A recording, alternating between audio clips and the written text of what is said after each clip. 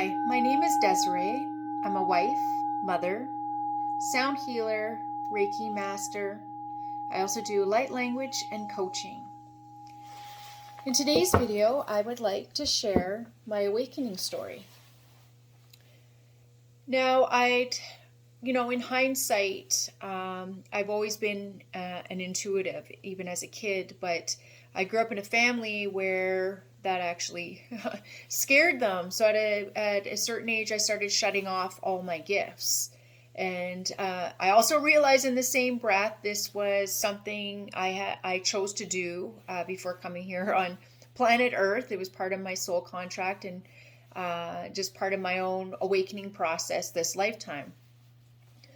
There were certain paranormal things that happened as well as a child. Not the spooky kind of ghost story ones, but I'll save those for another day. So let me begin when things really shifted back into full gear for me. And I'm not sure how old, I'm 44 now, but anyway, so if you do the math, so it was 2003 that the egg really cracked open for me.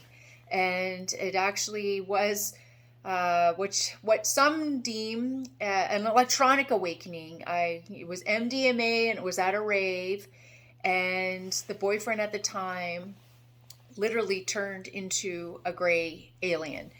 And it wasn't terrifying or shocking. It was more like, oh my God, how did I forget about this? And so it was just like the amnesia. There was just an immediate amnesia shake off. And since then, I actually have met someone else. He actually wrote a book called The Eclectic Jesus, and he had a similar experience at Burning Man. And he wrote about that experience. One of his friends also turned into a gray alien. So that was the beginning. So that was 2003. So, and I had a lot of things happening at that point. I was living in Canada, in New Brunswick in Canada, and I also was staying at an abandoned apple orchard. It was now an owned cottage, and it was right on the St. John River. And there was also crop circle experience,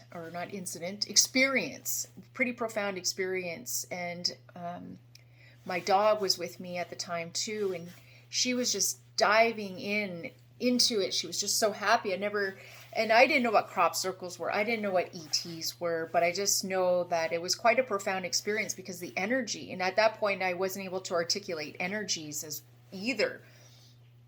Now again, everything in hindsight, there was a lot of energy, and since then I've learned a lot about crop circles, and there is a certain heightened energy that can be quite blissful. So that also happened. So let me have a sip here and gather more thoughts.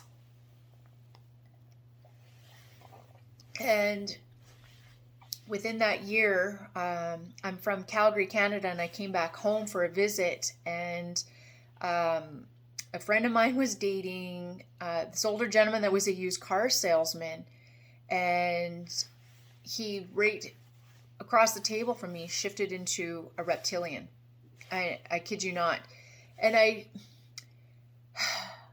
you would think it would be more startling, but it wasn't actually too startling. I actually thought I was hallucinating because I had no frame of reference. I'd never heard of reptilian shapeshifters before. And it would be actually not until a few years later, stumbling into David Icke's work and a few other people that reptilian shapeshifters are a thing. And so a lot was jam-packed within 2003, 2014, and then things have gotten quite quiet. And since then, but I've been trying to tap into my own gifts, and things aren't as obvious. So things are more quiet, but subtle, I guess you can say. So it was just a big initially. And since then, I follow synchronicities. I'm a claircognizant, so I get downloads of information all the time, and then I follow the syncs to those to confirm my own downloads. So that all those things were happening a year before I graduated university. And then upon graduating university, I moved to Seoul, Korea, and taught English for 4.5 years in Korea. And around the same time, the laws of attraction, the movie The Secret, and a bunch of those type of modalities were coming out, and even the Da Vinci Code, which I found very activating. So a lot was happening in that kind of realm. So I had a lot of ET galactic things happen, and then shortly there, my path led me to the laws of attraction and the science of mind, and also around the same time, I had met there was a large expat community in Korea that was doing access consciousness, which is another modality that, if you've heard of like access consciousness and the bars, they do, it's almost like a cranial sacral. So it's my first introduction to energy work was doing access bars. And so, yeah, it was more of a subtle awakening, more conscious mind, working on my thought patterns. So also, kind of rewind. So also happening about 2004, I went to Germany, which was a different kind of activation. It was actually full of activations, but I didn't even have the word activation to explain what activate. Like I didn't. Again, hindsight. So much of this is hindsight and putting things together and putting the puzzle pieces together to get more of a macro view of my journey. So went to Germany, and I did kind of a full circle. Started in Wittenberg, and went down to the Bavarian Black Forest, which is also interesting. So talking about part of my mission here is kind of working on timelines and timeline jumping and all that jazz. And interestingly enough, my German trip is not in my passport, because every time you go to a new country, you get a stamp and point of entry and all that. It's vanished from my passport. Now, some of you may be new to timelines and a lot of this multidimensionality, so I won't go extensively into that whole experience and the whole I'll keep it short about the whole Nazis and the reptilians and all that. And for those ready for those rabbit holes, I'll be discussing those at some point in my videos in the future. So that's a little bit of that. And then maybe I'll just touch on the light language aspect. And so the light language actually started when I was in grade 8, and I had a best friend who I'd known for quite a while. We always had sleepovers, what you do as kids. And then one day, I think she felt comfortable enough to share with me that she used to go to church with her nanny, like a nanny, like a babysitter, a full-time babysitter for the rich. And so her nanny at the time, when she was younger, took her to Pentecostal church, and they speak in tongues. And she's like, I learned to speak in tongues. And I'd never heard of that before. And she shared speaking in tongues, and something, again, that word activation, again, I didn't know what it was, but now I have a term to articulate what was happening. So something in me activated. But again, no frame of reference or anything like that. And when I didn't do it in front of her, so it was like, I don't know if it was the next day or a couple days later, I started speaking in tongues, something just, and I just remember it feeling like a release. And, so it was just like a release, and it was almost comforting.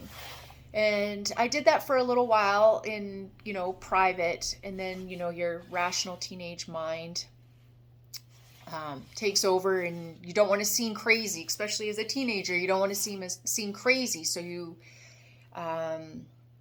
do anything to divert being crazy. So I had stopped doing light language within a couple months of even commencing light language. I didn't know it was called light language. What my friend had told me, it was speaking in tongues, and that's what I thought. And then fast forward all the way to the magical 2012. Not only was that the year I had my first daughter, it's also the year I stumbled across a YouTube video with someone doing what they called light language. And I was like, I've done, like, that's what I can do. Like, I've done that before. And, I thought about it, and it would be a few days later that I would just start doing light language.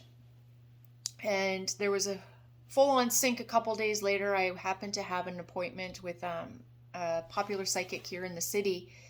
And it just, as far as confirmation, she goes, you do some kind of language, and it's like sacred geometry. Anyway, your guides say keep doing it. Like, you will know when to use it. And so obviously that was like major sync, major confirmation. Still didn't know what to do with all that, but I knew that I was onto something. And as far as the light language, I will also get into light language in other videos more in depth, because it's a whole big subject and a lot of content, and people have written books on it at this point in time, and you can Google light language and there's a plethora of information. But just to keep this video short, quick little introduction there. So the light language has been a big part of my awakening, and part of my process and my offerings. And I've had a lot of testimonials where people feel something, and they also have an activation, and they also feel like a remembrance. Some have had a remembrance and have actually had a past life flashback from being activated, which still surprises me to this day. But if I hadn't had that psychic confirm a few days after I had commenced doing light language again, I would think this is all crazy. But it was just too synchronistic, too obvious to ignore. So I'm just trying to think if there's anything else. I do have a partner in a lot of what I do. We both her name is Laura. We met in, I believe, 2017. I'm losing track of time.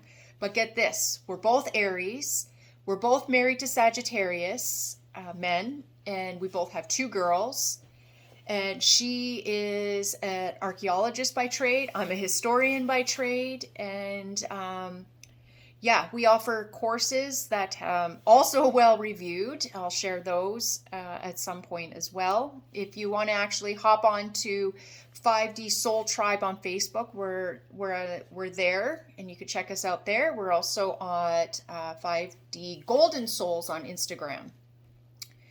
And let's see. So I work with her, and we offer profound one-on-one sessions and group sessions, and we're going to be launching online as soon as we can. So we're looking to manifest all that, and as well as retreats in Costa Rica, because Laura happens to be in Costa Rica right now. And so there's a lot in the works. We're very excited. I'm very excited. And so I wanted to keep this under 15 minutes. So we're getting to 14. So I will ring us out, and I hope to meet many of you soon.